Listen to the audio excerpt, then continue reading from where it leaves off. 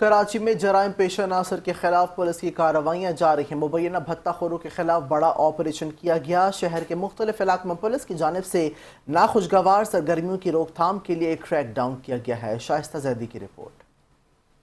Special investigation unit نے سوراب گوٹ میں کارروائی کرتے ہوئے 2 مبینہ بھتہ خوروں کو پولیس مقابلے میں ہلاک کر دیا۔ پولیس کے مطابق دونوں ملزمان ایک ڈاکٹر اور ہسپتال کے مالک سے 1 کروڑ روپے بھتہ طلب کرنے کے مقدمے میں مطلوب تھے۔ ان کے قبضے سے اسلحہ اور بھتہ خوری میں استعمال ہونے والا موبائل فون بھی برآمد کیا گیا۔